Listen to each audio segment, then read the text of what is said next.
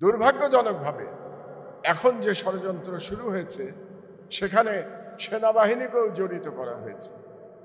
আমরা গত কয়েকদিন ধরে কিছু ঘটনা দেখতে পেয়েছি যেটা খুবই গুরুত্বপূর্ণ এবং আমাদের সতর্ক হওয়া দরকার।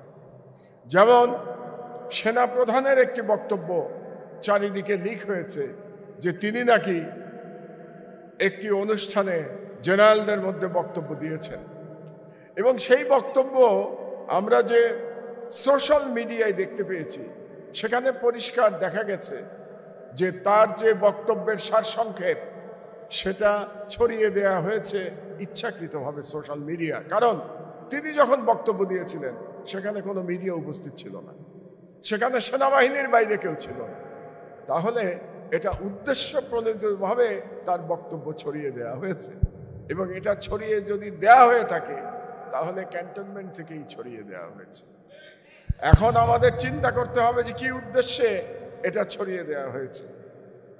আমাদের মনে আছে এবং তার বক্তব্যে আমরা দেখতে পেয়েছি তিনি কিছু কথা বলেছেন এই সরকার, বর্তমান সরকার সম্পর্কে তিনি কিছু উদ্বেগ প্রকাশ করেছেন। আমরা বলতে চাই, এই শাপলা চত্বর গণহত্যা যখন হয়েছিল, এই শাপলা চত্বর গণহত্যার মধ্যে যে সমস্ত সেনাবাহিনীর কর্মকর্তারা অংশগ্রহণ করেছিলেন তখন তাদের উদ্বেগ কোথায় ছিল? এবং আমরা দীর্ঘ সময় ধরে যখন বলেছি, লড়াই করেছি ফ্যাসিবাদের বিরুদ্ধে, তখন এই জেনারেলদের উদ্বেগ কোথায় ছিল? আমরা যখন বলেছি যে সেনাবাহিনীর এখানে একটা ভূমিকা থাকা উচিত, যে বাংলাদেশের স্বাধীনতা বিকিয়ে দেওয়া হচ্ছে, বাংলাদেশের মুসলমানদের উপর অত্যাচার করা হচ্ছে, সেখানে সেনাবাহিনীর একটা বক্তব্য থাকা উচিত, তখন জবাব দেওয়া হয়েছিল সেনাবাহিনী is a discipline force. Discipline force কোনো রাজনৈতিক বিষয়ে বক্তব্য দিতে পারে না। তাহলে আজকে ডিসিপ্লিন ফোর্স কিভাবে বক্তব্য দিচ্ছে? সেদিন যদি বক্তব্য না দিতে পেরে থাকে তাহলে এখন তাদের বক্তব্য দেওয়ার কথা নয়। তারা দেখতে পেলাম সেনাপ্রধান একটা করিডোর নিয়ে তিনি তার উদ্বেগ প্রকাশ করেছেন। তার উদ্বেগের সাথে আমরা একমত। আমরা এরকম কোনো করিডোর বাংলাদেশে চাই না, সে ব্যাপারে আমরা একমত।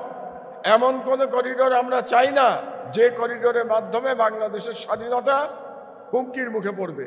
কিন্তু এখানে একটা প্রশ্ন আসে, গত হাসিনার 16 বছর ধরে বাংলাদেশে যে ভারতীয় সাম্রাজ্যবাদের জন্য করিডোর দেওয়া হয়েছিল তখন জেনারেল সাহেবরা কোথায় ছিলেন? এবং সেই করিডোরের বিরুদ্ধে কেন সেনাবাহিনী সেদিন গর্জে ওঠে নাই? একটা ঘটনার কথা আপনাদেরকে বলি। আজকে ব্রাহ্মণবাড়িয়াতে যারা মোদী বিরোধী আন্দোলনে শহীদ হয়েছেন সেই সমস্ত শহীদের পরিবার এখানে উপস্থিত আছেন। এই ব্রাহ্মণবাড়িয়াতে তিতাস নদীর প্রবাহ বন্ধ করে দিয়ে সেখানে বাঁধ নির্মাণ করে ভারতকে করিডোর দেওয়া হয়েছিল, এবং এই করিডোরের বিরুদ্ধে ঢাকা থেকে আমি লং মার্চ করেছিলাম। সেই সময় বাংলাদেশের পেশাজীবী সংগঠনের আমি একটা নেতৃত্ব দিতাম। সেই পেশাজীবী সংগঠন নিয়ে আমি লং মার্চ করেছিলাম এবং আমি কোদাল দিয়ে মাটি কেটেছিলাম ওই বাঁধের মধ্যে, ওই বাঁধ কেটে দেওয়ার জন্য একটা প্রতীকী হিসাবে। সেদিন তো আমাদের সেনাবাহিনী দুর্ভাগ্যজনকভাবে নীরব ছিলেন, এবং যে কারণে শেখ হাসিনা 16 বছর ধরে বাংলাদেশে ফ্যাসিবাদ চালাতে পেরেছে, যে কারণে বাংলাদেশের স্বাধীনতা দিল্লির কাছে ভুলুণ্ঠিত হয়েছিল। কাজেই আজকে যখন সেনাবাহিনী এই প্রসঙ্গে উদ্বেগ প্রকাশ করবেন, তাদের উদ্বেগ প্রকাশ করার অধিকার আছে, কিন্তু অতীতের দিকে তাদের তাকাতে হবে। আমার কাছে এখানে একটি লিস্ট আছে, এটি আইএসপিআর এই লিস্ট দিয়েছে। এই লিস্টটা কি জানেন? এই লিস্টটা হচ্ছে 5ই আগস্টের বিপ্লবের পরে কিছু ব্যক্তি আওয়ামী লীগের এবং পুলিশ এবং এমপিরা তারা আশ্রয় নিয়েছিল ক্যান্টনমেন্টে, এবং এই লিস্ট আইএসপিআর প্রকাশ করেছে। এবং আইএসপিআর বলেছে যে মানবিক কারণে তাদেরকে নাকি আশ্রয় দেওয়া হয়েছিল। সেখান থেকে আমি শুধু 3 জন লোকের নাম এখানে উল্লেখ করতে চাই। 3 জন ব্যক্তি পুলিশের, একজন হচ্ছে মনিরুল, একজন হচ্ছে তার নাম হলো মনিরুল ইসলাম, তিনি এসবি চিফ ছিলেন। আর একজন হচ্ছেন খন্দকার লুৎফুল কবির, তিনি অতিরিক্ত আইজিপি ছিলেন। আর একজন হচ্ছেন আর একজন হচ্ছেন হারুনুর রশিদ, ডিজি র্যাব ছিলেন। আর একজন হচ্ছেন প্রলয় কুমার জোয়ারদার। তো এই যে ব্যক্তিদের আমি নাম বললাম, ও আরেকজন আছেন আসাদুজ্জামান, যিনি তৎকালীন ডিআইজি সিটিটিসিতে ছিলেন। আপনারা কি জানেন তারা কি করতেন? তাদের কাজ ছিল আলেমদের ধরে ধরে জঙ্গি বানানো, এবং জঙ্গি বানিয়ে পরিবার সহ তাদেরকে হত্যা করা হয়েছে। তাহলে যে মনিরুল ইসলাম, যে আসাদুজ্জামান, যারা বাংলাদেশের আলেমদের জঙ্গি বানিয়ে পরিবার সহ তাদেরকে উড়িয়ে দিয়ে জঙ্গি তকমা দিয়ে হত্যা করেছে, তাদেরকে মানবিক কারণে আশ্রয় দেওয়ার কোনো কারণ থাকতে পারে না। তার থেকে বড় কথা হলো এই যে তিনজনের নাম আমি বললাম, মনিরুল ইসলাম, আসাদুজ্জামান এবং প্রলয় কুমার জোয়ারদার, তাদের এখন কোনো হদিস নাই। আপনারা যদি তাদেরকে আশ্রয় দিয়ে থাকেন, তাহলে আপনাদের দায়িত্ব ছিল তাদেরকে আইনের হাতে অর্পণ করা, যাতে করে আলেম হত্যার জন্য, বাংলাদেশের জনগণকে হত্যার জন্য এবং শাপলা চত্বর হত্যাকাণ্ডের জন্য তাদেরকে আমরা বিচার করতে পারি। কিন্তু সেই কাজ তারা করেন নাই, বরং তাদেরকে দেশ থেকে পালিয়ে যেতে সহযোগিতা করা হয়েছে। তো এর জন্য আমরা কাকে দায়ী করব? একজন আর্মি জেনারেল, তার নাম মুজিবুর রহমান, তাকে বলা হয় তিনি নাকি সব থেকে বড় ভারতের দালাল ছিলেন, লেফটেন্যান্ট জেনারেল মুজিব। তাকে ক্যান্টনমেন্ট দিয়ে আটক করেছে, এটা ক্যান্টনমেন্ট থেকেই বলা হয়েছিল তাকে আটক করা হয়েছে, কিন্তু পরবর্তীতে জানা গেল তিনি নাকি ভারতে পালিয়ে গেছেন। তাহলে তাকে পালিয়ে যেতে কারা সহায়তা করেছে, সেই প্রশ্ন আজকে আমাদের উত্থাপন করতে হবে। আপনারা দেখতে পাচ্ছেন বিগত কিছুদিন ধরে আবার ভারতীয় দালাল গোষ্ঠী এবং ইসলামী বিদ্বেষী গোষ্ঠী মাথা চাড়া দেওয়ার চেষ্টা করছে। এই যে গত 3-4 দিন ধরে বাংলাদেশে এক ধরনের রাজনৈতিক অনিশ্চয়তা চলছে, সেই অনিশ্চয়তা নিয়ে ভারতীয় প্রত্যেকটা মিডিয়াতে আনন্দ প্রকাশ করা হচ্ছে। তারা বলতে চাচ্ছে যে ইউনূস সরকারের পতন হবে, আর ইউনূস সরকারের পতন হলে সব থেকে বেশি আনন্দিত হবে ভারতীয় মিডিয়া এবং ভারত সরকার। এটা আপনাদেরকে বুঝতে হবে। তার মানে বাংলাদেশে আবার ভারত তার হেজিমনি, তার আধিপত্য প্রতিষ্ঠা করবার চেষ্টা করছে, যাতে করে বাংলাদেশের 90% মুসলমানদের উপরে আবার ভারতীয় জুলুম আবার চলে আসে। যে জুলুম আপনারা আজকে দেখালেন, সেই জুলুম আবার নতুন করে করবার জন্যে ভারত থেকে ষড়যন্ত্র করা হচ্ছে। আমি আপনাদের কাছে অনুরোধ জানাই, এই ষড়যন্ত্র সম্পর্কে সতর্ক থাকবেন। এবং আমি বলতে চাই আপনাদেরকে, এটা আমি কয়েকবার বলেছি, বাংলাদেশের আলম সমাজ যদি ঐক্যবদ্ধ থাকে, তাহলে ভারতের ক্ষমতা নাই বাংলাদেশে আবার নতুন করে তার নিয়ন্ত্রণ প্রতিষ্ঠা করে। কাজেই আমি বাংলাদেশের আলেম সমাজকে একতাবদ্ধ থাকার জন্যে, ঐক্যবদ্ধ থাকার জন্যে আমি আহ্বান জানাচ্ছি। আপনারা ইমান রক্ষা করতে তো চান নাকি? ইমান রক্ষা করতে চান না? আপনারা স্বাধীনতা রক্ষা করতে চান না? বাংলাদেশের স্বাধীনতা রক্ষা করতে হলে বাংলাদেশের ইসলাম রক্ষা করতে হবে।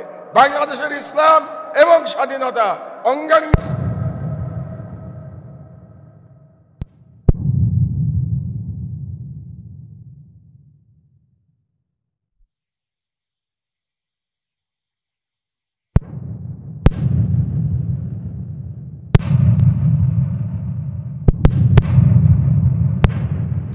মাওলানা মামুনুল হকের প্রতি আমি আহ্বান জানাচ্ছি। এখানে হেফাজতের মাননীয় মহাসচিব উপস্থিত আছেন সাজিদুর রহমান সাহেব, তার প্রতি আমি আহ্বান জানাচ্ছি, আপনারা জাতির মুরব্বী হিসাবে ঐক্যবদ্ধ করার আপনারা ইনিশিয়েটিভ গ্রহণ করুন। এখানে যারা রাজনৈতিক নেতৃবৃন্দ আছেন তাদের প্রতিও আমি আহ্বান জানাচ্ছি, আমরা ঐক্যবদ্ধ না থাকতে পারলে আমরা যে আবার দ্বিতীয় স্বাধীনতা পেয়েছি সেটা রক্ষা করতে পারবো না। একবার আমরা প্রথম স্বাধীনতা পেয়েছিলাম, এটা রক্ষা করতে পারি নাই, কারণ ভারত সেই স্বাধীনতা ছিনিয়ে নিয়ে গিয়েছিল। আমরা দ্বিতীয় স্বাধীনতা পেয়েছি, ভারত আবার এটা ছিনিয়ে নেওয়ার চেষ্টা করছে। কাজেই দেশপ্রেমের পরীক্ষা হচ্ছে বাংলাদেশের। আমি মনে করি ভারতীয় আধিপত্যবাদকে মোকাবেলা করাই সর্বোচ্চ দেশপ্রেম। কাজেই সেই দেশপ্রেম আমাদেরকে দেখাতে হবে। আমার বক্তব্য আর আমি দীর্ঘায়িত করব না। আবারও বলি, শাপলা চত্বরে যারা শহীদ হয়েছেন তাদের প্রতি আমার শ্রদ্ধা জানাই। এবং আজকে শাপলা স্মৃতি সংসদের এই অনুষ্ঠানে আমাকে আহ্বান জানানোর জন্যে, বক্তব্য দেওয়ার জন্যে আমি মামুনুল হক সাহেবের প্রতি আমি কৃতজ্ঞতা জানাচ্ছি। আপনাকে জীবন্ত করেছেন, আল্লাহ আপনাদের এই সুকর্মের জন্যে তা আপনাদেরকে উত্তম পুরস্কার দান করুন।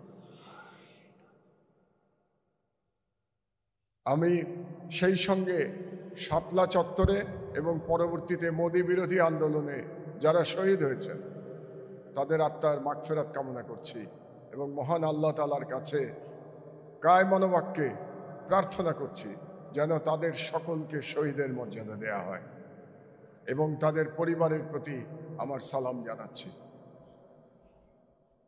শাপলা চত্বর যে ফ্যাসিবাদ বিরোধী আন্দোলনের সূচনা করেছিল, আমি মনে করি সেই আন্দোলনের মধ্যে দিয়ে পরবর্তীতে আমরা যে জুলাই বিপ্লব দেখতে পেয়েছি এবং জুলাই বিপ্লবের মাধ্যমে যে ফ্যাসিবাদের পতন ঘটেছে তার পাটাতন নির্মাণ করেছিল শাপলার শহীদেরা।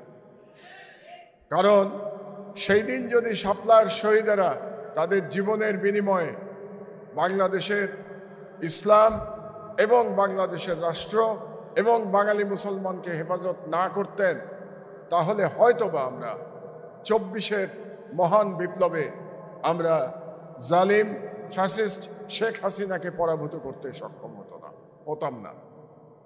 আমাদের স্মরণে রাখতে হবে যে এই যে আলেমদের বিরুদ্ধে যে জুলুম চলেছে দীর্ঘ 16 বছর ধরে, এর প্রধান কারণ হচ্ছে ভারতীয় আধিপত্যবাদ এবং ভারতীয় হিন্দুত্ববাদ বাংলাদেশে চাপিয়ে দেওয়ার জন্যেই আলেম সমাজকে নিশ্চিহ্ন করবার চেষ্টা করা হয়েছে। আলেমদের উপরে এরকম জুলুম করা হয়েছে 16 বছর ধরে এবং এই আলেমরা জেগে উঠেছিলেন বলেই আমরা আজকে আবার দ্বিতীয়বার স্বাধীনতা লাভ করেছি। আবার আমরা স্বাধীনভাবে বাংলাদেশে আমরা বসবাস করতে পারছি। সেক্ষেত্রে স্মরণে রাখতে হবে, আমরা সম্প্রতি দেখতে পাচ্ছি যে আবার নতুন করে ভারতীয় ষড়যন্ত্র বাংলাদেশে শুরু হয়েছে। এ সম্পর্কে আমাদেরকে সতর্ক থাকতে হবে এবং আমি বলতে চাই এই শাপলা স্মৃতি সংসদে মামুনুল হক সাহেবের পাশে থেকে আমি কাজ করব। তিনি যা যা করবেন শহীদ পরিবারের জন্যে এবং বাংলাদেশের এই হেফাজতের আন্দোলনের জন্যে তিনি যে কাজ করবেন, আগে যেভাবে আমি কাজ করেছি, আল্লামা শফির সাথে যেভাবে কাজ করেছি, সেইভাবে মামুনুল হক সাহেবের সাথে আমি কাজ করব। শহীদ পরিবারের পাশে আমি থাকব।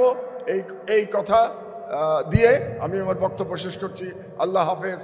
বাংলাদেশ জিন্দাবাদ। শুক্রিয়া, ধন্যবাদ।